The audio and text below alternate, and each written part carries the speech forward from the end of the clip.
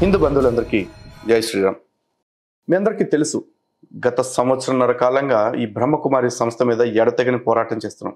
అయితే ఎప్పుడు కూడా బాధితులు ఫోన్లు చేస్తాం, లేకపోతే వాళ్ళ కష్టాలు చెప్పుకోవటం తప్ప ఎదురుగా రావడానికి ఎవరూ సిద్ధంగా లేరు, ధైర్యం చేయట్లేదు. అయితే మనం రీసెంట్గా చేసిన ఒక వీడియోని చూసి ఒక చెల్లెలు బయటికి రావటం జరిగింది. తన గోడుని చెప్పుకుంటానని చెప్పేసి, తను స్వయంగా అనుభవించిన ఇబ్బందుల గురించి చెప్తానని చెప్పేసి ఆవిడ బయటకు వచ్చారు. ముందుగా ఆవిడ ధైర్యానికి అభినందనలు తెలియజేస్తూ డైరెక్ట్గా ఇంటర్వ్యూలోకి వెళ్ళిపోతాం. ఎందుకంటే ఈ ఇంటర్వ్యూ వల్ల చాలామందికి తెలియాలి, బ్రహ్మకుమారీల పేరుతోటి లేకపోతే బ్రహ్మకుమారీల నుంచి విడిపోయిన వ్యవస్థల పేర్లతోటి ఎన్ని కుటుంబాలు చిన్నాభిన్నం అయిపోతున్నాయి, ఏ విధంగా చిన్నాభిన్నం అవుతున్నాయి, మళ్ళీ ఏ విధంగా కోలుకోలేని పరిస్థితికి వస్తున్నాయి అనేది కూడా తెలుసుకోవాలి. ఈరోజు మనతో పాటు ఉన్నారు శ్రీ వనిత మైథిలి గారు. అమ్మ నమస్కారం. అమ్మ అన్నయ్య నమస్తే. నమస్కారం తల్లి. ముందుగా ఒక్క విషయం మనం మాట్లాడుకోవాలి, నీ ధైర్యానికి అభినందనలు చెప్పాలి బయటకు వచ్చిన దానికి. సో ఇక డైరెక్ట్గా పాయింట్లోకి వెళ్ళిపోతే, అసలు బ్రహ్మకుమారి అనే సంస్థ మీకు ఎలా పరిచయం అయిందమ్మా? నా పేరు శ్రీవనిత. శ్రీవనిత మైథిలి అని కూడా పిలుస్తారు. సో ప్రకృతి వ్యవసాయం చేస్తూ ఉన్నాం మేము 2012లో నుండి. కంప్లీట్ మా కుటుంబం, అమ్మ నాన్న, అన్నయ్య చెల్లి, నేను, కంప్లీట్ మన భారతీయ దేశభక్తి. మీకు అందరికీ ఆయుర్వేదం ఏల్చుడి గారు, సత్యవాణి అమ్మ, వీళ్ళందరూ పరిచయమే ఉండుంటారు. సో అండ్ మీకు మాతాజీ నిర్మలయోగ భారతి గోశాల నిర్వహిస్తూ ఉంటారు, వేణుగోపాల స్వామి గోశాల. సో మన సనాతన ధర్మం భావజాలంలో మేము మంచిగా ఉన్న వ్యక్తులమే 2012లో. సో ప్రకృతి వ్యవసాయం చేసుకుంటున్నాము, ఆయుర్వేదం, యోగా, ఇలాంటి మెడిటేషన్ ఈ దారుల్లో ఉన్నప్పుడు మేము ఆయుర్వేదం మెడికల్ షాప్ 2012లో గోదావరి కనిలో మేము నడిపిస్తున్నాము. స్వదేశీ వైద్యం మాకు ఇష్టం. రాజీవ్ దీక్షిత్ గారి పద్ధతి 2010 నుండే మేము మట్టి పాత్రలో వండుకోవడము, గో ఆధారిత వ్యవసాయం, ఈ దారిలో ఉన్నాం అనమాట. సో అక్కడ ఇది ఉంది, ఎవరిది, మన ప్రజాపిత బ్రహ్మకుమారి ఈశ్వరీయ విశ్వవిద్యాలయం. సో అప్పుడు మనకు తెలిసింది ఏంటంటే, భగవంతుడు స్వయంగా ఈ భూమిపైన అవతరించారు. సో ఈ కలియుగం వెళ్ళిపోయేది ఉంది, సత్యయుగం వచ్చేది ఉంది. ఇప్పుడు ఆ కలియుగానికి తర్వాత, అంటే కలియుగానికి రాబోయే సత్యయుగానికి మధ్యలో ఒక 100 సంవత్సరాల గ్యాప్ ఉంది. అందులో కూడా చాలా టైం అయిపోయింది, కొంత టైం మిగిలింది. ఈ టైంలోనే మీరు తపస్సు చేయాలి లేదా భగవంతుని తెలుసుకోవాలి. దాన్ని బట్టే మిగిలిన 4 యుగాల యొక్క జన్మలు ఆధారపడి ఉంటాయని అక్కడ ఉన్న వాళ్ళలో ఒక 2-3 మన ముస్లమ్మ, నానమ్మ లేదా మా అమ్మ వయసు ఉన్న వాళ్ళు, కొందరు నా వయసు ఉన్న వాళ్ళు వచ్చి చెప్పడం జరిగింది. మేము అంటే మా దగ్గరికి వాళ్ళు ఆయుర్వేదిక్ మెడిసిన్స్ కోసం వచ్చారు. ఎవరైనా మనం ఫ్రెండ్లీగా మాట్లాడినప్పుడు మాట్లాడతాము, శివుడు, కృష్ణుడు, మన దుర్గామాత లేదా లక్ష్మి, నారాయణుడు గురించి చెప్పినప్పుడు మనం ఖచ్చితంగా వింటాం. రోజు పూజించే దేవతలే కాబట్టి వింటాం. అది వేరే మతం కాదు కాబట్టి సరే ఏంటిదా అని వింటాం. దానికి తోడు యోగి భవ, ధ్యాని భవ, లేదా ఇవన్నీ విషయాలు, పవిత్రత అని ఇలాంటి చెప్పినప్పుడు మన భగవద్గీతలో ఇలా ఉంది, మన రామాయణంలో ఇలా ఉంది, భాగవతంలో ఇలా ఉంది, మహాభారతంలో ఇలా ఉంది అని చెప్పినప్పుడు అంటే ఇదంతా మన సనాతన ధర్మం, హిందూ ధర్మం రిలేటెడ్ గానే ఉంది అని ఏంటో చూద్దామని వెళ్ళాం మేము. సో దానికి సంబంధించినప్పుడు గోదావరికనిలో జస్ట్ వ్యక్తులు ఉండేవాళ్ళు. ఎల్కతుర్తి అని వరంగల్కి దగ్గరలో వీళ్ళు సెంటర్ ఓపెన్ చేసుకొని ఉన్నారు. సో ఇప్పుడు నేను చెప్తున్న వాళ్ళు ఎవరు అంటే, బ్రహ్మకుమారి మౌంట్ అబు సంస్థ ఏదైతుందో దాదా లేఖరాజ్ రిలేటెడ్, దాని నుండి విడిపోయిన ఇంకొక సంస్థ. సో వీళ్ళేంటి, బ్రహ్మకుమారి దాదా లేఖరాజ్ సంబంధించిన గ్రూప్ వాళ్ళు, వీళ్ళని శంకర్ పార్టీ అంటారు. వాళ్ళే వీరేంద్ర దేవ్ దీక్షిత్ కి సంబంధించిన గ్రూప్. సో వీళ్ళందరూ ఏంటి, అక్కడక్కడ సెంటర్స్ ఉన్నాయి. మేము ఎల్కతుర్తి సెంటర్కి వెళ్ళాము, విన్నాము. అక్కడ 3-4 రోజులు ఉండి ఆ కోర్సు విన్నాము. అయితే మనం అక్కడికి వెళ్ళినప్పుడు ఏంటంటే, వాళ్ళు 5 చిత్రాల కోర్సు ఒకటి చెప్తారు. ఆ 5 చిత్రాల కోర్సుకు ముందు నేనెవరు, నేనంటే శరీరం కాదు ఆత్మ అనేది భగవద్గీతలు ఉన్నదాన్ని బట్టి చెప్పి, మరి ఎన్ని జన్మలు, ఇక్కడికి ఎలా వచ్చాము, ఈ సుఖం ఏంటి, దుఃఖం ఏంటి, దాన్ని షార్ట్ కోర్స్ చెప్తారు. మనిషి జన్మనే తీసుకుంటుందా, మళ్ళీ వేరే జన్మలు తీసుకుంటుందా లేదా, ఇవన్నీ. మరి ఆ తర్వాత 5 చిత్రాల్లోకి తీసుకెళ్తారు. అందులో ముఖ్యంగా ఏంటి, మనకు హిందువుల్లో అందరం ఒప్పుకునే విషయం ఏంటి, సనాతన ధర్మంలో త్రిమూర్తులు. సో ఫస్ట్ త్రిమూర్తి గురించి చిత్రం ఉంటుంది. మెయిన్ త్రిమూర్తి సృష్టి చక్రము, ఆ తర్వాత లక్ష్మీనారాయణ, ఆ తర్వాత వచ్చేసి కల్పవృక్షము, ఆ తర్వాత మెట్ల వరుస. ఈ 5 చిత్రాల్లో ఏం చెప్తారంటే త్రిమూర్తి అంటే అసలు ఈ త్రిమూర్తులు ఎవరు, ఈ త్రిమూర్తులు మరి ఏంటి అని చెప్పి, ఆ త్రిమూర్తులే సత్యయుగంలో దేవతలు అంటే దేవతలు, ఆ తర్వాత త్రేతాయుగంలో వాళ్ళ ఆ ఎనర్జీలు తగ్గుతాయి కళలు, ద్వాపరయుగం వచ్చేసరికి వాళ్ళే పెద్ద రాజులు అవుతారు, కలియుగంలోకి వచ్చేసరికి వాళ్ళు మళ్ళాగానే నార్మల్ జన్మ తీసుకొని ఉన్నారు.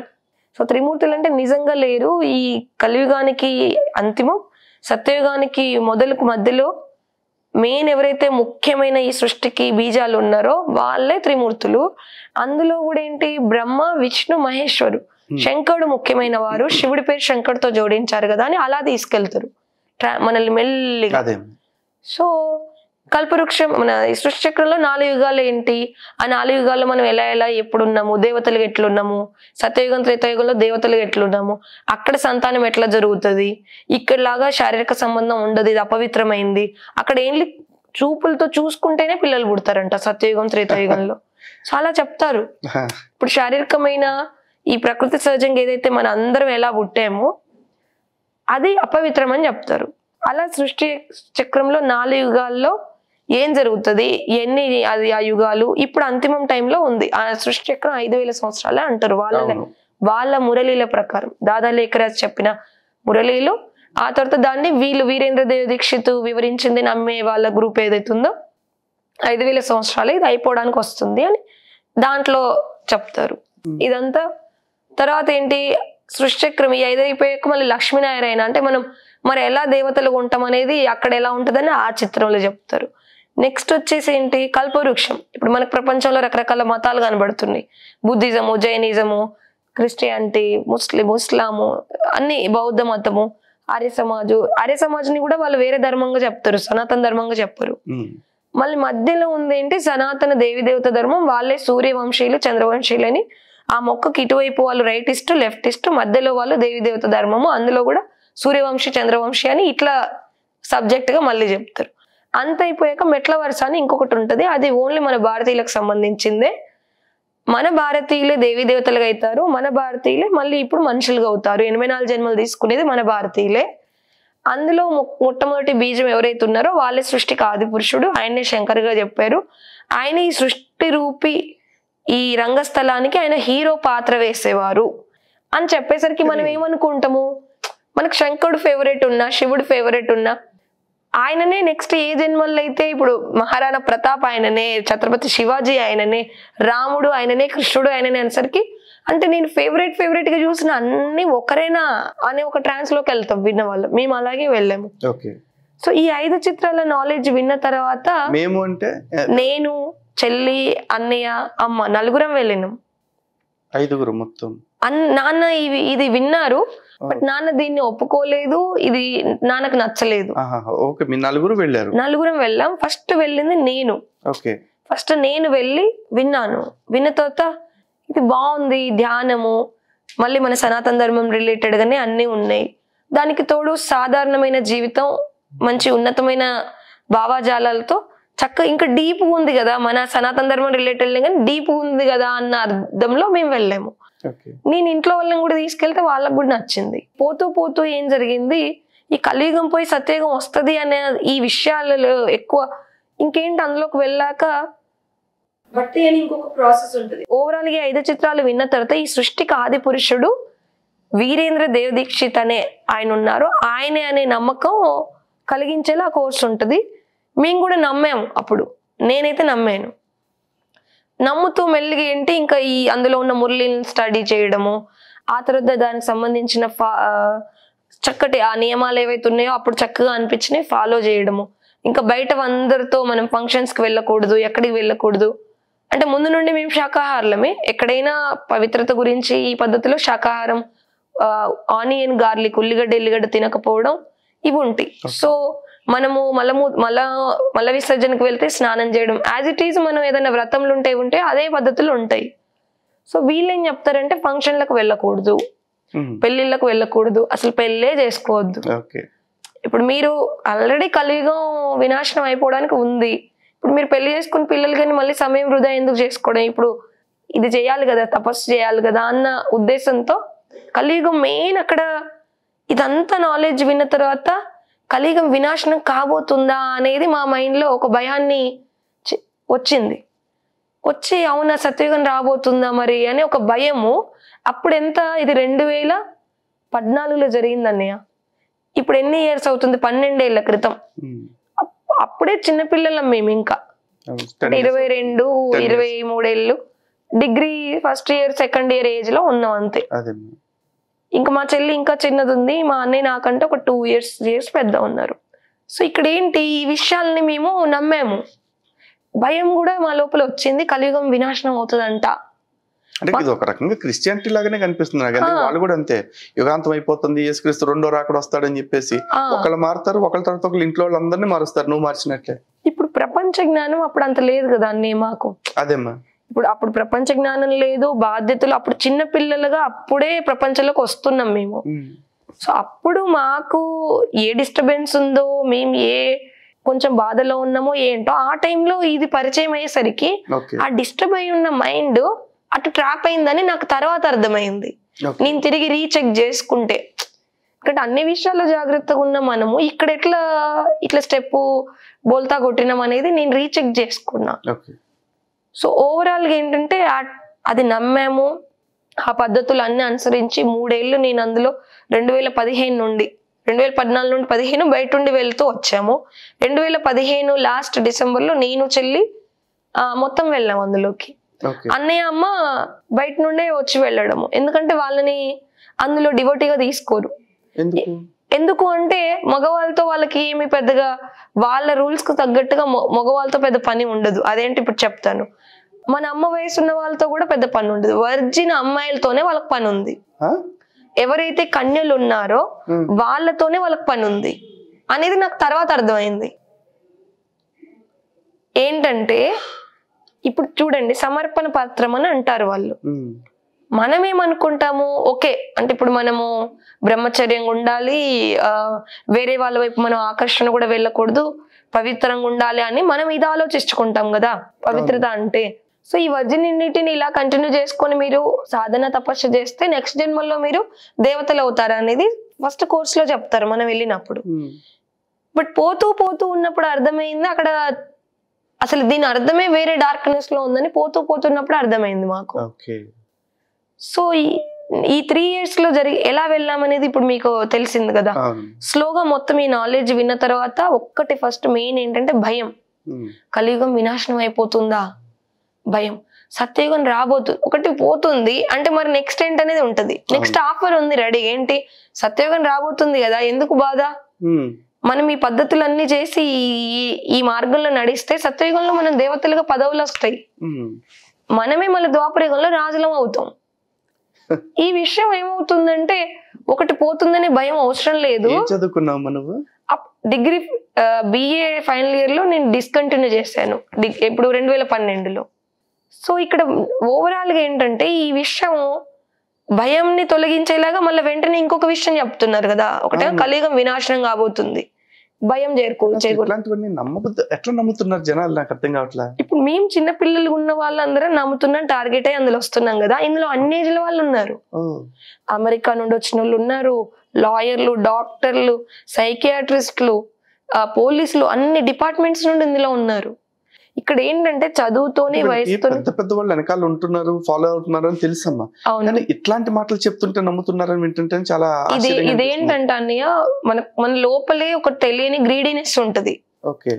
అంటే ఇప్పుడు నాకు సంబంధించి చెప్తున్నా, నెక్స్ట్ జన్మల్లో నేను దేవతలను అవుతాను, ఆ తర్వాత నేను రాజులుగా అవుతాను అంటే ఇది గ్రీడీనెస్ కదా అన్నయ్య.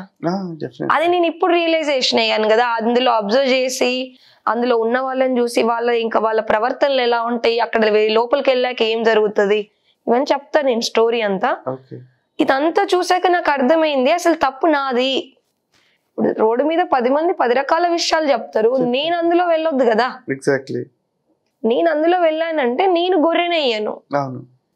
కానీ గొర్రెనయ్యాక మళ్ళీ నా బయటకు వచ్చాక నా పని నేను చూసుకోవాలి. ఎందుకు వచ్చి ఇక్కడ మాట్లాడుతున్నా అంటే ఇప్పుడు ఒక విషయం ఏదైతుందో ఒక భావనలతో ఉంటాం చిన్నప్పటి నుండి, ఒక్కొక్క పెరిగిన పరిస్థితులను బట్టి ఒక భావాజాలం ఉంటది, భక్తో ధ్యానమో లేదా ఒక భావజాలంలో ఉంటారు, అది ఏ వయసులో వాళ్ళైనా. ఇప్పుడు టెంపుల్కి వెళ్ళి పూజలు చేసే వాళ్ళందరూ కూడా ఒక భావజాలంలోనే ఉంటారు కదన్నయ్య. అయ్యప్ప మాలేసుకున్నా, హనుమాన్ మాలేసుకున్నా ఏదో ఒకటి మనం కాకుండా ఏదో ఒక శక్తి ఉంది, మనం దానికి ముందు తల వంచి ఉండాలి, పరోపకారం చేయడానికి, మన లోపల అహంకారాన్ని తీసేసుకోవడానికి ఒక భగవంతుడు అనే దాన్ని నమ్మకం ఉంది కదా అన్నయ్య. ఆ నమ్మకాన్ని క్యాచ్ చేసుకుంటున్నారు. జాగ్రత్త, మేము ఇలా వెళ్ళి ఇలా చూసి కుటుంబమే వినాశనం అయిపోయింది మాది. కాబట్టి మీరు ఈ రకమైన రకరకాల భక్తి పేరిట జరిగే, ఆధ్యాత్మికం పేరిట జరిగే ట్రాన్స్లో వెళ్ళొద్దు అని జాగ్రత్త కోసం జరిగింది చెప్పడానికి ఇక్కడికి వచ్చాను. కుటుంబం నాశనం అటువంటి ఏం జరిగిందమ్మా? ఇప్పుడు ఏంటి, ఇప్పుడు నేను చెల్లి అందులో నుండి బయటకు వచ్చామన్నయ్య. ఇప్పుడు 2015 నుండి 18 వరకు నేను అందులో ఉన్నాను. ఢిల్లీలో రోహిణిలో ఉంది వీళ్ళ సంస్థ. అంతటా అక్కడక్కడ ఉన్నాయి, ఉత్తర భారతంలోను దక్షిణ భారతంలోను అంతటా ఉన్నాయి, మన హైదరాబాద్ లో కూడా ఉన్నాయి. 2015 నుండి 18 వరకు ఈ సంస్థలో ఉండి ఫుల్ టైం డివోటీగా, అంటే ఇంటితో కూడా కనెక్షన్ ఉండదు, మన దగ్గర ఫోన్ ఉండదు. మన వాళ్ళకి ఎప్పుడైనా ఫోన్ చేయాలని అనిపిస్తే అడిగామనుకోండి, తల్లిదండ్రులు, రక్త సంబంధికులు వీళ్ళే మనకు మాయా మోహన్ రూపంలో వస్తారు. మనకు గీతలో ఏముంది, నష్టో మోహ స్మృతిర్లబ్ధ అని ఒక శ్లోకం ఉంది చివర్లో. అర్జునుడికి శ్రీకృష్ణుడు ఏం చెప్పిండు, వీళ్ళందరి శరీరాలు, వాళ్ళ శరీరాల పట్ల వాళ్ళతో నీకున్న శారీరక బంధం, ఈ బంధం పట్ల ఉన్న మోహంలో వెళ్ళకు, వాళ్ళ అధర్మాన్ని ఖండించి వాళ్ళని నువ్వు ఇప్పుడు శిక్షించాల్సిందే, వాళ్ళని చంపివేయాల్సిందే, వాళ్ళ కర్మానుసారంగా నెక్స్ట్ జన్మలు వాళ్ళు చూసుకుంటారు అనేది పాయింట్ ఉంది కదా. మనందరం సనాతన ధర్మంలో హిందువులందరం ఇది మనం విశ్వసిస్తామో మనం రియలైజ్ అవుతాం, కర్మ అనేది ఉందనేది. ఈ పాయింట్ ఎట్లా చెప్తారు అంటే వాళ్ళు, వీళ్ళందరూ మనకు ఒక జన్మ సంబంధికులే, ఇప్పుడు మన జన్మల తండ్రి ఎవరు, త్వమేవ మాతాచ పితా త్వమేవ త్వమేవ బంధుచ స్వక్క త్వమేవ అని మనం టెంపుల్కి వెళ్ళినప్పుడు, మందిరాలకు వెళ్ళినప్పుడు భగవంతుని అంటాం. దీని అర్థం ఏంటి, వాళ్ళు ఎట్లా చూపిస్తారు దీన్ని టాలీ చేసి అంటే, ఇప్పుడు పరమాత్మ శివుడు వీరేంద్ర దేవ దీక్షలో వచ్చారు, ఈయన శంకరుడు అని వీళ్ళు చెప్తారు, శంకరుడు బ్యాచ్ వాళ్ళు. దాదా లేఖరాజుని నమ్మే బ్యాచ్ ఏం చెప్తారు, దాదా లేఖరాజులో పరమాత్మ శివుడు వచ్చారు కాబట్టి ఆయననే మెయిన్ ఈ సృష్టికి ఆది పురుషుడు. కాబట్టి ఇప్పుడు వాళ్ళు ఆయనని గురించి చెప్తారు, వీళ్ళు ఈయనని గురించి చెప్పి వీళ్ళను మనం స్మృతి చేస్తే మనకు జన్మల భాగ్యము, కర్మలు కాలిపోతాయి, కర్మల్ని ధ్వంసం అయిపోతాయి, తద్వారా మనం కర్మ నుండి విముక్తి అయిపోతాము, ఈ భవబంధాల నుండి కూడా ఈ మాయ నుండి జయించేస్తాము, అప్పుడే దేవతలం అవుతాం అని ఈ రకమైన మ్యానిపులేటింగ్ ఉంటుంది. కాదమ్మా, ప్రకృతి అంతా నిండి ఉన్న పరమాత్ముడి బొకడాగాళ్ళ ఒంట్లోకి ఎందుకు రావాలి? అదే కదా ఇక్కడ ట్రాన్స్ లోకి తీసుకెళ్లే కాన్సెప్టే అది. భగవంతుడు మానవ శరీరంలో వచ్చిండని నమ్మడమే ఒక పెద్ద గొర్రె మైండ్ ఉంటేనే నమ్మాం. ఆ గొర్రె మైండ్ తో నేను 3 years అబ్జర్వ్ చేసి ఎక్కడ బయటకు వచ్చాను అనేది ఇక్కడ ముఖ్యమైన విషయం. నాకు ఒకటి ఉండేది ఏంటి, అంతకుముందు వరకు కూడా నేను భక్తి చేసి టెంపుల్స్కి వెళ్ళి బాగా వరాలు అడిగి పూజలు చేసిన మైండ్ ఏం కాదు నాది. నాకు దేశభక్తి ఎక్కువ ఉండేది. కానీ ఏదైతే మన భారతీయులమే దేవతలం అవుతాం, మళ్ళీ మనమే ఇది అవుతాము అనే పాయింట్ ఆ మెట్ల వరుస దగ్గర నాకు నచ్చి, సరే ఏదైతే ఏంటి ఇది మంచి మార్గం ఉంది, అప్పుడు నేనేదో డిస్టర్బెన్స్లు ఉన్నదానికి నాకు ఇది ఆ ట్రాన్స్లో వెళ్ళాను. సో ఇక్కడ ఏమన్నారు కదా, కుటుంబం ఎలా వినాశనం అయిందని మీరు అడిగారు. ఇప్పుడు ఏంటన్నయ్య, నేను 15 నుండి 18 వరకు అబ్జర్వ్ చేసి బయటకు వచ్చాను ఏం జరిగిందనేది. చెల్లిని మొన్న రీసెంట్గా 4-5 నెలల క్రితం మా నాన్న చనిపోయారు అన్నయ్య. అప్పుడు వీడియోలు అప్లోడ్ చేశాం, మీరు చూడొచ్చు. మీరు అప్పుడు చెల్లిని తీసుకురావడానికి నేను అంటే ఎంత గిల్టీగా అయ్యానంటే, అసలు వీళ్ళని తీసుకెళ్ళింది నేనే. అందులోకి నేనేమనుకున్నాను, నేను 2015 నుండి వెళ్ళి అంత గమనించేది ఆధ్యాత్మికం కాదు. ఏం చెప్తున్నారు వాళ్ళు, తల్లిదండ్రులు మాయా అని చెప్తున్నారు. తల్లిదండ్రులు మాయ అయితే వాళ్ళు ఇచ్చిన శరీరం కూడా మాయనే కదా అన్నయ్య. మరి ఈ శరీరంతో వాళ్ళు ఎందుకు పురుషార్థం అంటే వాళ్ళు అనేది ఆత్మకు సంబంధించిన సంపాదన, జన్మల సంపాదన అంటే సాధన, తపస్సు. మరి ఆ శరీరంతో ఎందుకు చేస్తున్నావు? ఆ శరీరం వదిలిపెట్టి నువ్వు ఉత్తాత్మయ్య చేయి కదా ఆ సాధన ఏదో. ఇలాంటి అన్ని క్వశ్చన్లతో నేను బయటకు వచ్చాను. బయటకు వచ్చాక నేను మా అన్నయ్యకి చెల్లికి చెప్పాను. బయటకు వచ్చాక కూడా నేను 1 year వరకు కోలుకోలేదు. అది ట్రాన్స్. ఒకటేంటి భయం కూర్చొని ఉంది, వినాశనం అవుతుంది అనే భయము. ఒక విషయం అన్నయ్య, సైకాలజీ డాక్టర్లను బట్టి చూసినా, మైండ్ని అబ్జర్వ్ చేసినా ఇది అందరూ చెప్తారు. అది నేను బయటకు వచ్చి రీసెర్చ్ చేశాక ఇవన్నీ నాకు అర్థమయ్యాయి. ఒక విషయాన్ని మనం రెగ్యులర్గా అనడము, వినడము, దాన్ని మళ్ళీ మళ్ళీ చూడడం చేస్తే అదే నిజమని మన మైండ్ నమ్ముతుంది. ఎగ్జాంపుల్, ఏదైనా సోపో, షాంపూనో, ఇంకేదైనా ప్రొడక్ట్ గురించి అడ్వర్టైజ్ అయ్యి ఉంటే దాని గురించి ఏది మంచిదా చెడ్డదా, మనకు బాగా చేస్తుందా లేదా లేకపోయినా విని ఉండడం వల్ల అది మనం వెళ్ళి కొనేస్తాం. షాపింగ్ అయినా అంతే, ఏదైనా షాప్ గురించి బాగా అడ్వర్టైజ్ ఉంటే ఒకసారి వెళ్ళి చూద్దాం, హోటల్ అయినా ఫుడ్ అయినా. సో ఈ వినడం అనేది ఆ 3 ఏళ్ళు అందులో ఏం చేస్తాము, ఆర్ట్కి సంబంధించిన మురళీలు వినడం, మొత్తం అదే ఫాలో చేయడం, బయట నుండి కనెక్షన్ ఉండదు. మన వాళ్ళకి ఎప్పుడైనా మాట్లాడాలని, కాల్ చేయాలని అనిపించి అడిగినా కూడా వీళ్ళందరూ మాయ, వీళ్ళందరి మోహం నుండి మీరు నష్టమోహ కావాలి, అప్పుడే మీరు దేవతలు అవుతారు అని చెప్పేసరికి ఏమవుతుంది, ఓ నేను ఈ భగవంతుడి జ్ఞానానికి సంబంధించిన చదువులో ఉన్నాను, సో దీని నుండి నేను దారి తప్పకుండా ఉండాలంటే మా వాళ్ళు గుర్తుకొచ్చినా కూడా నేను మళ్ళీ భగవంతుని ధ్యానం చేయాలి తపస్సులో అని అట్లా మ్యానిపులేట్ జరుగుతుంది. మరి అమ్మ నాన్న ఎప్పుడైనా, ఇప్పుడు అమ్మ నాన్నని అందరి పిల్లలు వదిలేసి వస్తే మరి ఇది కూడా ఏం న్యాయం, అది అన్యాయం కదా అని నేను అడిగితే, మీరు చేసే తపస్సు వాళ్ళు ఇచ్చిన శరీరం ద్వారానే కదా, సో వాళ్ళకు కూడా ప్రాప్తి వస్తుంది, వాళ్ళు కూడా సత్యయుగంలోకి వస్తారు. ఇప్పుడు ఆర్మీలో ఒక జవాను దేశం కోసం పనిచేస్తారు, అతను ఎలాంటి హోదాలో ఉంటే వాళ్ళ ఫ్యామిలీకి కూడా అలాంటి సౌకర్యాలే ఇస్తారు కదా. సో మీరు ఇప్పుడు రూహానీ ఆర్మీ అంటే భగవంతుడి సైన్యం, మీరు పరమాత్ముడి సైన్యము, మీకు కూడా సత్యయుగంలో అలాంటి హోదాలే ఉంటాయి. దాని ద్వారా త్రేతాయుగంలో అలాంటి హోదాలు ఉంటాయి. ద్వాపర కలియుగంలో మీరు ఎన్ని జన్మలు తీసుకున్నా మీకు ఇక్కడ చేసుకున్న ఈ తపస్సు ఫలమే మీకు 4 యుగాల్లో వస్తుంది. 84 జన్మలు తీసుకునేది మనమే అనేసరికి ఆ చిన్న చిన్న ప్రపంచం తెలియని బ్రెయిన్ల పైన ట్రాన్స్ యొక్క ఇంపాక్ట్ అనేది అవుతుందా కాదా? అదే జరిగింది. సో ఈ 3 ఏళ్లలో నాన్న వచ్చేవారు అన్నయ్య. మా నాన్న ప్రకృతి వ్యవసాయం చేస్తూ 2012లో మాకు ప్రకృతి వ్యవసాయం పరిచయం అయింది. సుభాష్ పాలేకర్ గారిది గో ఆధారితము, ఇవన్నీ సహజమైనవి. మా నాన్న మేము ఏదంటే అది చేసేవారు. వ్యవసాయములో ఈ మార్పు చేయాలి అంటే సరే అని చేసేవారు. ఆయుర్వేదము అన్నప్పుడు అది. ఆ తర్వాత ఈ ఏదైతే ఈ ఆధ్యాత్మికం అని ఇది కూడా ఒక మాకు ఇప్పుడు వ్యవసాయంలో ఆల్రెడీ స్టార్ట్ అయింది, చేస్తున్నాం.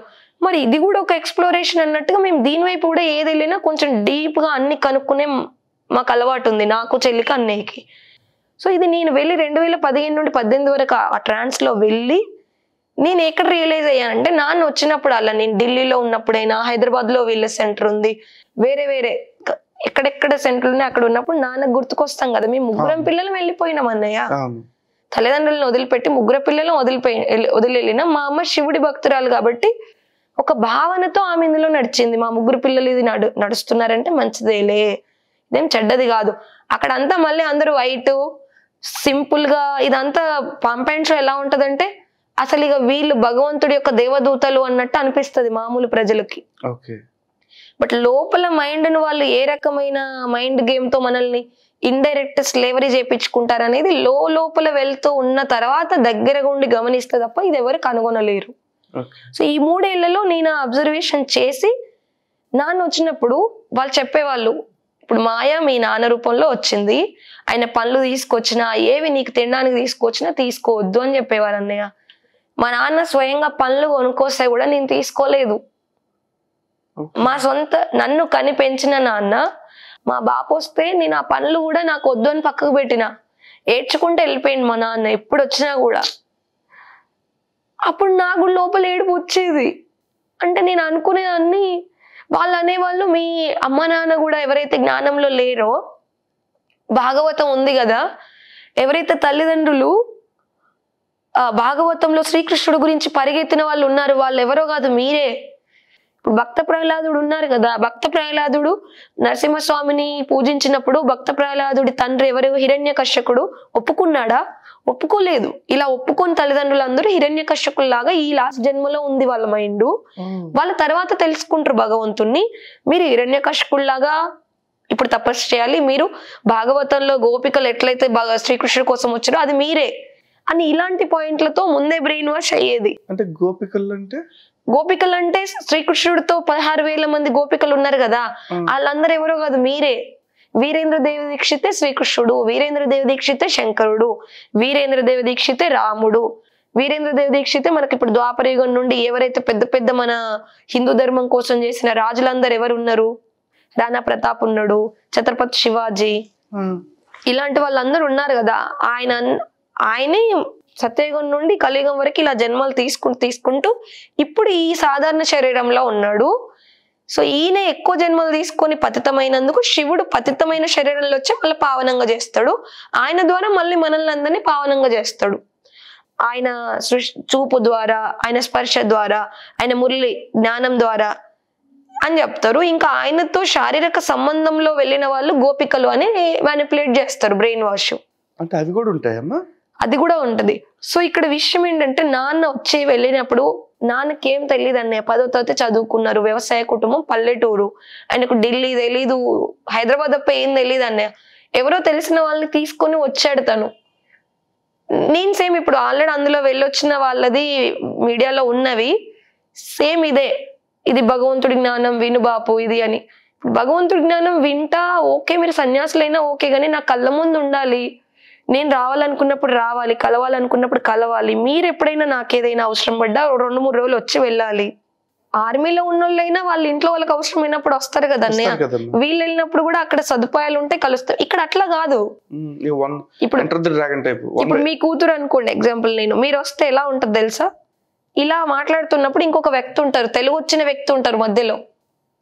తెలుగు వచ్చిన వ్యక్తి మా నాన్న వచ్చినప్పుడు మధ్యలో కూర్చోడానికి అవసరం ఏముంది చెప్పండి? అంటే ఇక్కడ లోపల విషయాలు ఈ అమ్మాయి ఒకవేళ వాళ్ళ నాన్నతో లేదా ఇంకా తల్లిదండ్రులు ఇంకా చాలా మంది ఉన్నారు, ముందు ముందు వాళ్ళు కూడా వస్తారు బాధితులు, అందరికి చూపిద్దాము. ఎందుకంటే మీ ఇంటర్వ్యూ చూసిన తర్వాత ఇంకెంతమంది ధైర్యంగా బయటకు వస్తారు. ఎందుకు అంటే తల్లిదండ్రులు కొన్నేళ్లుగా పోరాడుతున్న వాళ్ళు ఉన్నారు, హైకోర్టులో సుప్రీంకోర్టులో కేసులు వేస్తూ. సో నాన్న వచ్చినప్పుడు వేరే తెలుగు వాళ్ళని మాతని అంటే కొంచెం ఏజ్ ఉన్న వాళ్ళని మధ్యలో కూర్చోబెడతారు. ఇప్పుడు నేను అడగడానికి ఉండదు, ఎందుకంటే మేము ముందే అందులో రాసి వెళ్తాం కదా, ఏవైతే రూల్స్ ఉన్నాయో వాటిని తూచా తప్పకుండా పాటిస్తాము. అంటే సరెండర్ అంటే అండర్ చేయడం, భగవంతుడికి కంప్లీట్ గా సమర్పణ. ఎప్పుడు ప్రశ్నించొద్దు కదా, ప్రశ్నిస్తున్నావంటే నీకేదో సందేహం ఉంది పరమాత్ముడి పట్ల అని మళ్ళీ ఇట్లా ఒక లాజిక్. అంటే నువ్వు ఎక్కడ ఇంకేం లేదని గొర్రెలాగా వెళ్ళడం, ప్రతిదానికి ఒక లాజిక్ ఉంది.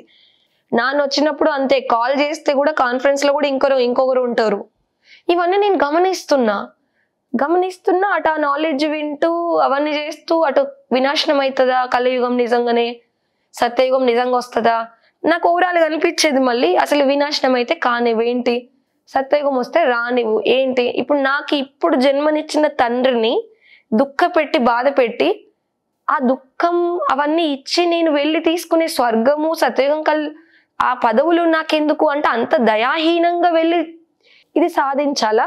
నాకు అవొద్దు, నాకు అవసరం లేదు. నాకు ఒక జన్మ తల్లిదండ్రుల్ని సరిగా చూసుకొని నా ఇంట్లోనే మా నాన్నమ్మ, ఇప్పుడు ఎగ్జాంపుల్ ఎవరున్నా కూడా వాళ్ళ, ఇప్పుడు మా నాన్నమ్మ అయినా తాతయ్య అయినా బాబాయ్లు అయినా అమ్మ నాన్న అయినా, నేను చిన్నగా ఉన్నప్పుడు వాళ్ళందరూ నన్ను జాగ్రత్త చూసుకుంటే కదనే ఇంత చక్కగా పెరిగినాం.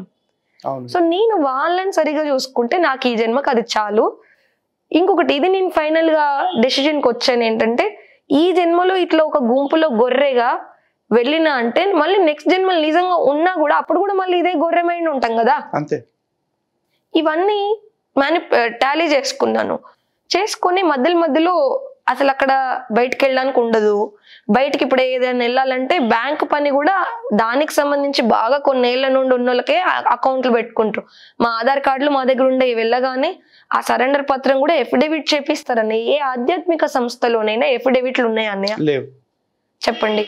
నువ్వు పంపించిన ఫామ్ కూడా చూసాను, చాలా విచిత్రంగా ఉన్నాయి క్లాజెస్ అన్ని కూడా. అక్కడ వర్జిన్ అని రాస్తుంది కదా, వర్జిన్ అఫిడవిట్ ఏంటి అసలు? సరెండర్ ఆఫ్ వర్జిన్ ఆఫ్ ఎఫిడవిటీ అంటే మేము అనుకుంటాం జాయిన్ అయ్యేటప్పుడు అంటే పవిత్రతకు సంబంధించి మన సనాతన ధర్మంలో బ్రహ్మచర్యంని మనం కొన్ని తరాలుగా నమ్ముతూ వస్తున్నాం. ఒకటి బ్రహ్మచర్యం ఉంది, ఒకటి గృహస్థ ఉంది. మనం అలా అనుకునే వెళ్తాం, వెళ్ళిన వాళ్ళం.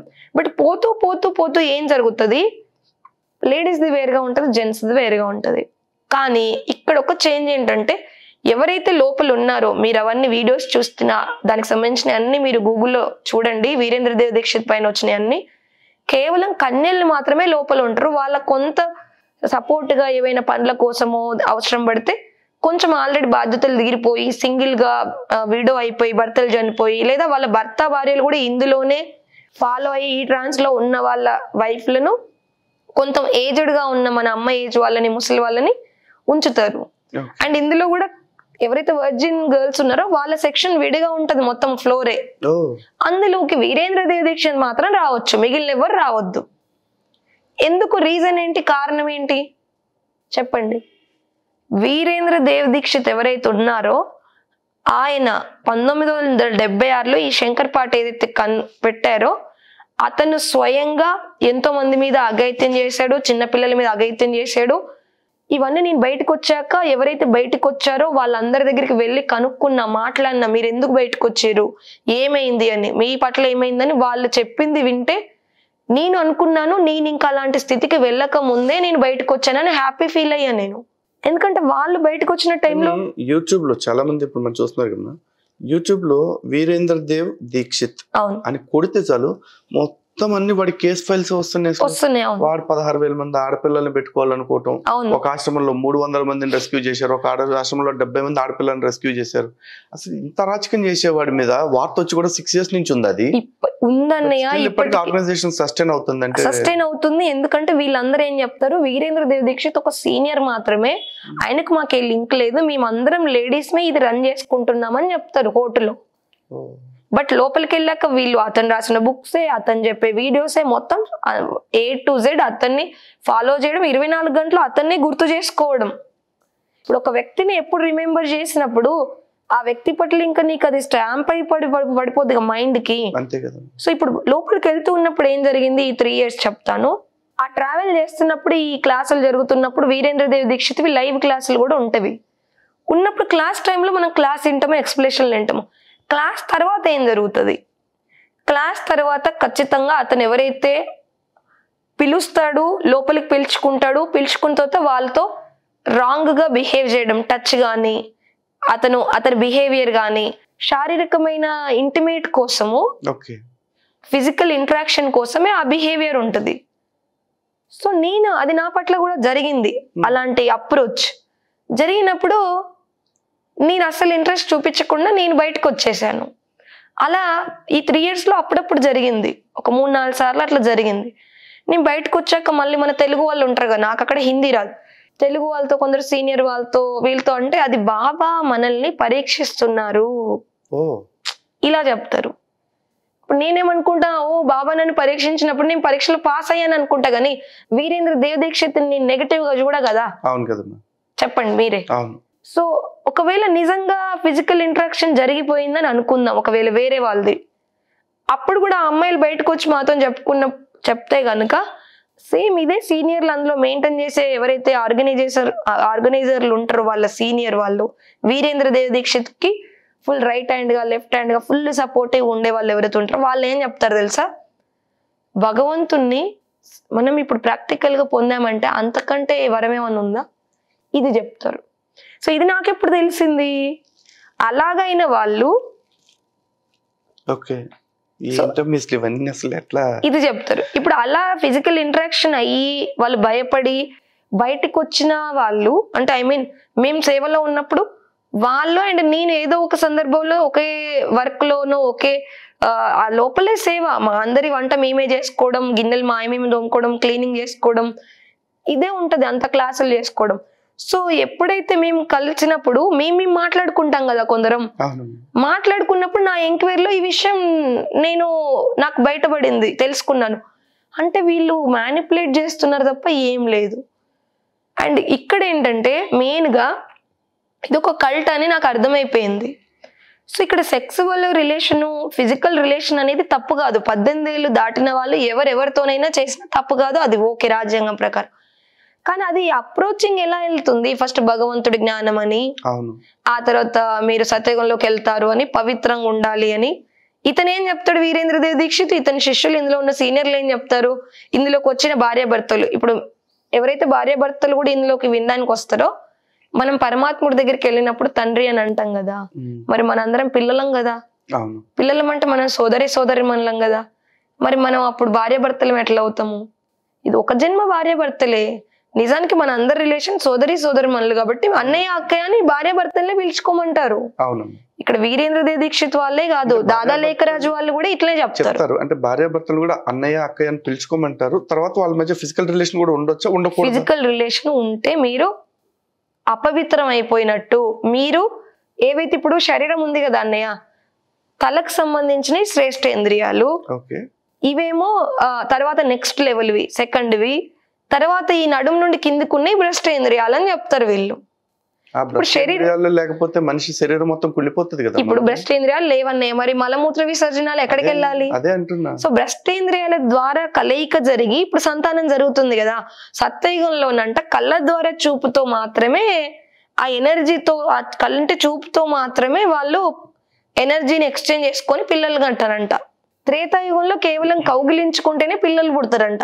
ద్వాపరయుగం నుండి ఈ బ్రష్టేంద్రియాల యొక్క శారీరక కలయిక వచ్చింది. మళ్ళీ మీరు అందులోనే పడితే మీరు సత్యయుగంలో మళ్ళీ పదవులు మీకు రావు, మీరు నీచమైన ఇంద్రియాల్లో పడిపోయారు కాబట్టి మీరు బానిసలుగా దాసీలుగా పుడతారు. ఇట్లా మ్యానిపులేట్ చేస్తారు ఈ విషయాల్ని. సో అప్పుడు అందులో వెళ్తున్న వాళ్ళు ఏమవుతారు? సో నెక్స్ట్ జన్మలో 84 జన్మల ఆఫర్ మాకు రావాలంటే మేము కూడా దేవతలు రాజులు అయిపోవాలని బ్యాచ్ కి బ్యాచ్ ఇది అవుతారు. ట్రాన్స్, కంప్లీట్ ట్రాన్స్. ఇప్పుడు ఒక విషయాన్ని ఈ రకంగా మ్యానిపులేటెడ్ గా దీని సూక్ష్మార్థం ఇది అని చెప్పినప్పుడు మన బ్రెయిన్ ట్యూన్ అయ్యి ఏమవుతుంది, ఉండడం ఇక్కడే ఉన్నాం మన మధ్యలో, కానీ ఉండడం ఎక్కడికి, శరీరం ఇక్కడ ఉంది, మైండ్ ఎక్కడుంది? సత్య త్రేత ద్వాపర యుగాల గురించి ఆలోచిస్తుంది మైండ్. సో ఇప్పుడు భార్య భర్తలను అన్నయ్యలను పిలుచుకోవాలని చెప్తారు. సో ఇప్పుడు కుటుంబాలు కొలాప్స్ అయిపోతున్నాయి కదా, మరి తల్లిదండ్రులు మాయా అని చెప్తున్నారు. ఇప్పుడు నేను, చెల్లి, అన్నయ్య వెళ్ళాము, 2015లో వెళ్ళాము. కన్యలను మాత్రమే తీసుకుంటారు కాబట్టి అన్నయ్య అమ్మాయి ఏం చేశారు, వాళ్ళ ఇంటి దగ్గర ఉండి దగ్గరలో ఏదైతే ఎలకతుర్తి కానీ, గోదావరి కని కానీ, హైదరాబాద్ కానీ ఈ సెంటర్లలో క్లాసులో వీళ్ళ సంఘటన సత్సంగాలు జరిగినప్పుడు వెళ్ళడం వీళ్ళు చేశారు. మేమేం చేసాం, నేను 2015 నుండి 18 వరకు అబ్జర్వ్ చేసి నేను బయటకు వచ్చాను అన్నయ్య. బయటకు వచ్చాక నేను కోలుకోవడానికి 1 year పట్టింది నాకు, ఈ ట్రాన్స్ నుండి బయటికి రావడానికి. నేను ఎక్కడ ఆలోచించానంటే, నేను చెప్పాను కదా బయటకు వెళ్ళడానికి ఉండదు అని, హాస్పిటల్కి వేరే ఏదో ఒక సందర్భంకి వెళ్ళినప్పుడు హాస్పిటల్కి అని చెప్తే ఒకరిని మన ఎంబడి పంపిస్తారు కదా. అప్పుడు నేను వేరే మాతల వాళ్ళ ఫోన్ నుండి నాన్నకు కాల్ చేసి మాట్లాడేదాన్ని. నాన్న ఏడ్చేవాడు అన్నయ్య, నాకు అనిపించింది నేను ఉండొద్దు, అన్నయ్య ఇందులోనే, చెల్లి ఇందులోనే, నేను ఇందులో అంటే అప్పటికే మా నాన్న మొత్తం కుంగిపోయిండు. 3 పిల్లలు ఇందులో వెళ్ళిపోయి తను వచ్చినప్పుడు కలిస్తే మాట్లాడడానికి కూడా అసలు చాలా ఇబ్బంది, చాలా కష్టంగా జరుగుతుంది కల్పించడం కూడా. ఫోన్ కూడా కలవదు. మీరు అడిగారు అంటే కుటుంబం వినాశనం ఎట్లా జరిగిందని అన్నారు కదా అన్నయ్య. ఇప్పుడు 3 పిల్లలు వెళ్ళిపోయారు తల్లిదండ్రులు కాదని, అప్పుడు ఆ తండ్రి మీద ఎలాంటి ప్రభావం ఉంటుంది చెప్పండి. సరే సన్యాసులు అయ్యారు, ఇప్పుడు రకరకాల ఇస్కాన్ ఉంది, RSS ఉంది, లేదంటే ఏదైనా, ఇప్పుడు జైనులు కూడా వెళ్ళిపోతారు తల్లిదండ్రులను, ఇవన్నీ మోహం వదిలేసి వెళ్ళాలని. కానీ ఇంట్లో అందరి పర్మిషన్ తీసుకొని మేము వెళ్తున్నాము ఇలా దేశ సేవను లేదా మా సాధనను, మరి మీకు ఓకేనా అని వాళ్ళందరి తరపున మాట్లాడుకొని అందరితో కలిసి ఒక చిన్న ఫంక్షన్ లాగా చేసుకొని ఆ సన్యాస మార్గంలో వెళ్ళిపోతారు. చెప్పకుండా చెయ్యకుండా ఏది లేకుండా అలా వెళ్ళిపోయినాక కూడా వీళ్ళు ఎక్కడున్నారో తెలిసిన తర్వాత ఆ తల్లిదండ్రులు అక్కడికి వెళ్ళి కలిస్తే జస్ట్ ఇట్లా మధ్యలో వేరే వ్యక్తులు ఉండి మాట్లాడి ఆ తల్లిదండ్రులు వెనక్కి పంపించేస్తే ఆ తల్లిదండ్రుల పైన లేదా కుటుంబ సభ్యుల పైన ఎలాంటి ప్రభావం ఉంటుంది చెప్పండి. ఒకసారి ఆ ప్లేస్ లో మిమ్మల్ని మీరు ఊహించుకోండి. ఇది ఆధ్యాత్మికత అంటున్నారు అన్నయ్య వాళ్ళు. సో ఈ ఆధ్యాత్మికత ఎలాంటిది అనేది నాకు అనిపించేది. నాన్న వచ్చి వెళ్ళినప్పుడల్లా నాకు మనసు ఇది న్యాయం కాదు, నేను ఎక్కడో అధర్మం చేస్తున్నా, అన్యాయం చేస్తున్నా, ఇది కరెక్ట్ కాదు అని నా లోపల నాకు తింటా ఉండేది మొత్తం. మళ్ళీ ఒకవైపు ఇదంతా పెద్ద ట్రాన్స్ ఆల్రెడీ మైండ్లో కూర్చోబెట్టుంది. సో ఆ కూర్చోబెట్టిన ట్రాన్స్కి ఇటు నాన్నకు సంబంధించిన కనీస ధర్మం, ఇప్పుడు మిగిలిన జన్మల తర్వాత ఒక్క జన్మలకు సంబంధించి ఒక జన్మ తల్లిదండ్రులకి ఒక జన్మ సంబంధీకులతోనే మనం ఏం చేయట్లేదు. మిగిలిన జన్మల గురించి ఆత్మ, పరమాత్మ, దేవతలు, నెక్స్ట్ వచ్చేసి ఆధ్యాత్మికము, సనాతన ధర్మము, వీటి గురించి మాట్లాడే హక్కు ఉందా అన్నయ్య మనకి? లేదు కదా. శ్రవణ కుమారుడు అటువంటి వాడే తల్లిదండ్రుల సేవ చేసుకున్నాడు. వినాయకుడు కూడా తల్లిదండ్రుల చుట్టే ప్రదక్షిణ చేశాడు కదా. ఇట్లా తల్లిదండ్రుల సేవని మించింది ఏదీ లేదు అని అన్ని ధర్మాల్లో ఉంది. సనాతన ధర్మం ముఖ్యంగా చెప్పేది మాతృదేవోభవ, పితృదేవోభవ. కదా. ఆ తర్వాతనే భగవంతుడు. అసలు భగవంతుడు అనే ఆయనను పట్టించుకోకపోయినా ప్రాబ్లం లేదు, ఆయన వచ్చి మనల్ని ఏమనడు. మీ తల్లిని తండ్రిని సరిగ్గా చూసుకొని ఇంట్లో వాళ్ళని సరిగ్గా చూసుకుంటే చాలు, ఇంతకు మించిన వేరే సేవ లేదు. అట్లా అందరు సొసైటీలో ప్రతి కుటుంబం అలా ఉంటే సమాజం బాగుంటది. ఇది నేను ఆలోచించుకొని ఫైనల్గా నేను ఏం చేశానంటే ఇదంతా కాదు అని బయటకు వచ్చాను. అప్పుడు మా నాన్న కొంచెం తేరుకున్నారు. అన్నయ్య వచ్చిన తర్వాత నుండి కూడా మా నాన్న ఇదే, మీరు సన్యాసులుగా ఉండండి, అది ఫాలో చేయండి, ఏం లేదు, కానీ నాకు అందుబాటులో కావాలన్నప్పుడు కలవండి, నేను కలవాలనుకున్నప్పుడు కలవండి, మీరు రావాలనుకున్నప్పుడు, ఇది ఒక్కటే కోరుకున్నాడు. నేను చెప్పాను బాపు అన్నయ్య చెల్లి వస్తారు మా అన్నయ్యనేమో దీని రిలేటెడ్ దాంట్లోనే వెళ్ళిపోయిండు, చెల్లి రావట్లేదు. చెల్లికి చెప్పిన, చెల్లి ఇదంతా కాదురా, ఇది కరెక్ట్ కాదు, బయటకు వచ్చేసే అని చెప్పిన. ఆమెకు నాకు ట్రాన్స్ నుండి బయటకు రావడానికి 3 సంవత్సరాలు పడితే మా చెల్లికి ఇంకా ఎక్కువ టైం పట్టింది. ఎందుకంటే చెల్లికి 19-20 ఏళ్ళు ఉన్నప్పుడు దగ్గరగా ఈ ట్రాన్స్ కూర్చోబెట్టబడింది. ఎంత చిన్న వయసులో ఈ ట్రాన్స్ కూర్చోబెట్టబడుతుందో మైండ్ లో అంత టైం ఎక్కువ పడుతుంది అన్నయ్య, చాలా. సో ఏం జరిగింది, వాళ్ళకేం చెప్పారు ఈ శంకర్ మన వీళ్ళు, మీ అక్కను శ్రీవనిత ఎవరైతే ఉన్నారో ఆమెను మాయ మింగేసింది, మీరు ఆమెతో కనెక్టివిటీలో ఉన్నా ఆమెతో మాట్లాడినా మాయ మిమ్మల్ని కూడా మింగేస్తుంది, మీరు భగవంతుడి ఒళ్ళో నుండి కింద పడిపోయినట్టు. సో తద్వారా ఏంటి, నెక్స్ట్ జన్మల్లో మీ పదవులు దేవతలుగా అయినా రాజులుగా అయినా మీరు అవ్వకుండా మీరు ఏదో సర్వెంట్ల లాగా పుడతారు. ఇలాగా వాళ్ళకి భయం కూర్చోబెట్టిరు. సో ఇప్పుడు ఒకటి ఏంటంటే, ఒక తండ్రి చనిపోతే తప్ప చాలా వెళ్ళి అసలు కనీస ధర్మం ఏంటి అని మా గోడు వినిపిస్తే తప్ప ఒక అమ్మాయి బయటికి రావడానికి ఆలోచన కన్ఫ్యూజన్లు ఉంది అంటే ఎలాంటి ట్రాన్స్ అది చెప్పండి. ఇది ఏ రకమైన ఆధ్యాత్మికత, ఇది ఏ రకమైన సనాతన ధర్మం, ఇది సమాజానికి చాలా ప్రమాదకరమైన ఒక వ్యవస్థ అన్నయ్య. ఇప్పుడు నేను గట్టిగా కోరుకుంటున్నా, వినే వాళ్ళకి కూడా నేను చెప్తున్నా, దయచేసి భక్తి చేసినా ఏది చేసినా మరీ డీపర్ గా వెళ్ళి కంప్లీట్ గా ఈ రకంగా వెళ్ళకండి. ఎందుకంటే డీప్ మైండ్ వెళ్ళిన వాళ్ళనే వీళ్ళు ఫోకస్ చేస్తున్నారు ట్రాన్స్ లోకి తీసుకెళ్ళడానికి. ఇప్పుడు క్రిస్టియానిటీలో ఉన్నట్టే ఉందమ్మా. క్రిస్టియానిటీలో కూడా వాళ్ళ దేవుడు చెప్తాడు, నా దగ్గరకు వచ్చినప్పుడు నన్ను తప్ప నీ ప్రాణాన్నైనా తల్లిదండ్రులైనా అధికంగా ప్రేమిస్తా నా శిష్యుడు కాడంటాడు. వీళ్ళు అది చెప్తున్నారు. ఇది ఇది ఇది సైకోయిజం అవుతుంది కానీ ఇది ఇది ఆధ్యాత్మికత ఎట్లా అవుతుంది? పైగా వీళ్ళ సనాతన ధర్మం కూడా చెప్పు, శ్రీమతం కదా చెప్పు, ఇది ఆది సనాతన దేవి దేవత ధర్మం అంటారు. అందులో ఇప్పుడు ఎవరైతే దాదా లేఖరాజు మురళీలు నడిపించారు కదా, ఏదైతే ఆయన చెప్పారో దాన్ని వీళ్ళు మురళి అంటారు. దానికి వీరేంద్రదేవ్ దీక్షిత్ ఇచ్చే వివరణను శ్రీమతం అంటారు వీళ్ళు. సరే, ఆ శ్రీమతం ప్రకారమే చూసుకున్నా కూడా మేము ఏదైతే సరెండర్ పత్రం రాసిచ్చామో అందులో తల్లిదండ్రులు వస్తే కలవద్దు, వాళ్ళతో బయటికి వెళ్ళకూడదు, మీరు తల్లిదండ్రుల దగ్గరికి వెళ్తే తిరిగి తీసుకోబడరు, ఇవి అందులో మెన్షన్ లేదు ఎఫిడవిట్ లో. ఇవి ఎక్కడ చెప్తారు? ఎఫిడవిట్ లో రాజ్యాంగం పరంగా కోర్టు పరంగా వాళ్ళకు ప్రాబ్లం రాకుండా ఉన్నవే మెన్షన్ చేసిరు. ఏదైతే శ్రీమతం ఉంటుందో అది ఫాలో చేస్తా. కానీ ఆ శ్రీమతంలో ఏముందో ఆ ఎఫిడవిట్ లో రాయలే కదా. శ్రీమతంలో ఏముంది, నువ్వు వీరేంద్రదేవ్ దీక్షిత్ తో శారీరకంగా కలిస్తేనే 16,000 గోపికల్లో ఉంటావు. ఏంటిది నోట్తో చెప్పే శ్రీమతం, లిఖిత పూర్వకంగా ఉంటే ఖచ్చితంగా ఇప్పుడున్న సొసైటీ నుండి చట్టం నుండి వాళ్ళు దొరికిపోతారు కదా. ఇది బ్రెయిన్ లో నింపుతున్న శ్రీమతం. నీ బ్రెయిన్ లో నింపిన భయానికి ఏ చట్టము ఏ ధర్మము ఎవరు ఏం చేయగలుగుతారు? అవునా కాదా? తల్లిదండ్రులు వస్తే వాళ్ళ దగ్గరికి తిరిగి వెళ్ళకూడదు, ఇది బ్రెయిన్ లో నింపిర్రు. సో ఇది ఆధ్యాత్మికం పేరిట, ఒక ధర్మం పేరిట, భగవంతుడి పేరిట, ఆత్మ పరమాత్మ పేరిట చేస్తున్న ఒక పెద్ద కుట్ర. ఇది ఒక మానసికమైన ఏమనాలి, కొందరి మైండ్లను కంట్రోల్లో పెట్టుకున్న ఒక కల్ట్ అన్నమాట. అర్థమైంది. ఓకే, ఇవి యాక్చువల్లీ మీ దగ్గర నుంచి చాలా ఇన్ఫర్మేషన్ ఇంకా ప్రజలకు అందాల్సి ఉందమ్మా. కాకపోతే ఎపిసోడ్ లెంత్ ఎక్కువ అవుతుంది కాబట్టి ఇంకో ఎపిసోడ్ లో మనం ఖచ్చితంగా డిస్కస్ చేద్దాం. ఎస్, హిందూ బంధువులరా చూస్తున్నారు కదా, సనాతన ధర్మాన్ని సర్వనాశనం చేయడానికి బయట నుంచి కనపడుతున్న శత్రువులు ఎంతో మంది ఉన్నారు. వాళ్ళని ఎదుర్కోగలుగుతారు, ఎందుకంటే వాడి శత్రువు అని మనకు తెలుస్తుంది. కానీ మన పేర్లతోటి, మన దేవుళ్ళతోటి, మన బంధాలతోటి ముడిపెట్టి కొంతమంది మన చుట్టూ తిరుగుతూ ఉన్నారు. మనం నిత్యం ఆచరిస్తున్న ఆచారాలు ఏవైతే ఉన్నాయో, బొట్టు తీపిస్తారు, పూలు తీపిస్తారు, గాజులు తీపిస్తారు, బంధాల యొక్క పిలుపులు మార్పిస్తారు, బంధాల మధ్య ఉన్న బాంధవ్యాన్ని చంపేపిస్తారు.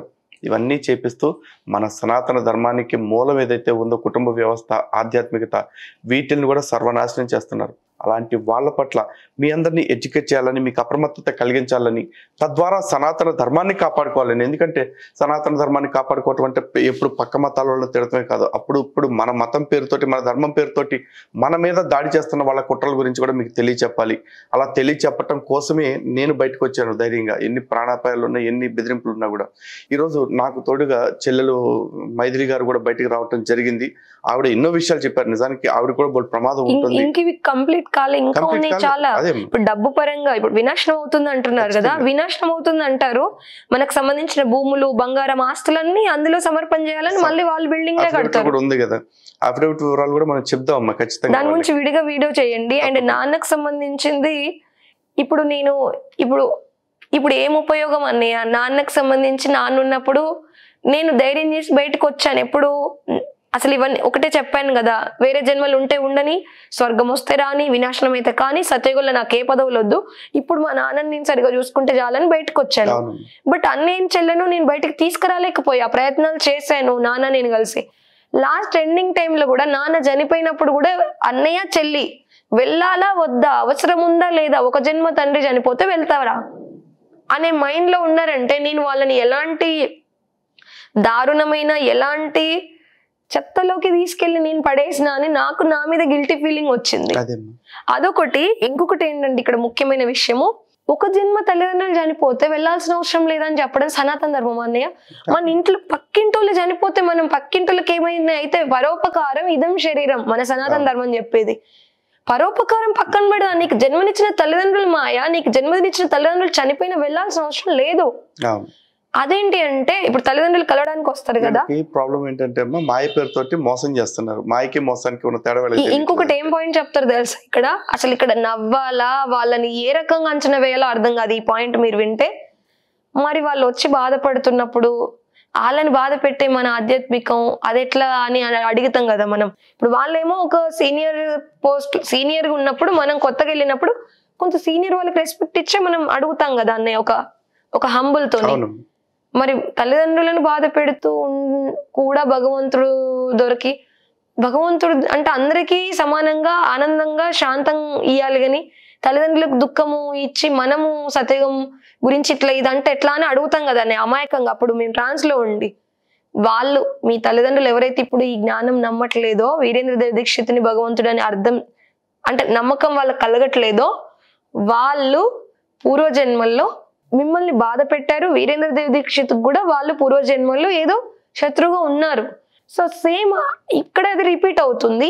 బట్ అయినప్పటికీ సత్యయుగంలో వాళ్ళు మీకు ఈ శరీరం వాళ్ళు ఇచ్చింది కాబట్టి వాళ్ళకు కూడా ప్రాప్తి దొరుకుతుంది. అయినా వాళ్ళకి ప్రాప్తి లేకుండా పోదు, ఇట్లా చెప్తారు. అండ్ ఇప్పుడు మీ ద్వారా దుఃఖం వెళ్తుంది కదా, అంటే నేనేమనట్లేదు కానీ వాళ్ళ దగ్గర వెళ్ళట్లేదు. తల్లిదండ్రులు బాధపడుతున్నారు కదా, మేము అప్పుడప్పుడు వెళ్ళకపోతేనంటే మీ తల్లిదండ్రులు ఇంతకుముందు జన్మలో మీకు దుఃఖం ఇచ్చారు, అది ఇప్పుడు క్లియర్ అవుతుంది, ఆ దుఃఖం పొందుతున్నారని చెప్తారు.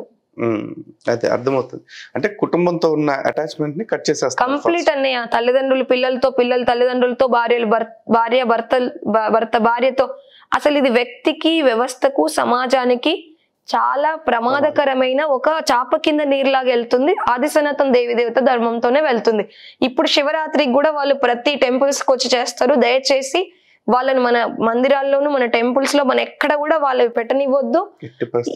అసలు ఏది లేదన్నయ్య. దాంతో కంప్లీట్ కుటుంబం అది కొలాప్స్ అయిపోయిందన్నయ్య. ఇప్పుడు మా అన్నయ్య, మా అమ్మ మాతో మాట్లాడరు. వాళ్ళది మా ఇంట్లోనే. ఇప్పుడు నేను చెల్లి బయటకు వచ్చేసాం కదా, మమ్మల్ని చూస్తే మాతో మాట్లాడితే వాళ్ళు మాయలో పడతారు. మీరు వాళ్ళతో కనెక్టివిటీలో ఉంటే మీకు క్లాస్ బంద్ చేస్తామని చెప్పారు. మా ఇంట్లోనే ఇప్పుడు మా అన్నయ్య అమ్మ వేరే వంట, మాది వేరే వంట. మా చెల్లితో నాతో మా అన్నయ్య మాట్లాడు. మేము ఏదైనా ఫ్రూట్స్ కొనుకెళ్ళినా ఏదైనా ఉన్నా తినడు. మా చేతితో ఉంది. ఇది ఏంటన్నయ్య, ఇది ఆధ్యాత్మికమా? ఎట్టి పరిస్థితుల్లో కాదు. సో ఇది ఇంకా ఎవరైనా ఈ బ్రహ్మకుమారులకు సంబంధించిన మీ అనుభవాలు చెప్పాలి అనుకుంటే, అది Brahma party, Vishnu party, Shankar party, Durga party, మీ ఇష్టం. కానీ మీరు రండి. మీరు అలాంటి వాళ్ళు బయటకు వచ్చి మాట్లాడితేనే ఇంకో 10 మంది ఆ మాయలో నుంచి బయటకు వచ్చే అవకాశం ఉంటుంది, లేదా ఆ మాయలో పడకుండా ఆపుకోగలిగే అవకాశం ఉంటుంది. దానికోసమే మా ఈ చిన్న ప్రయత్నం. మీ అందరూ సహకరిస్తారని ఆశిస్తూ ఉన్నాము. నమస్కారం. Thank you. నమస్తే.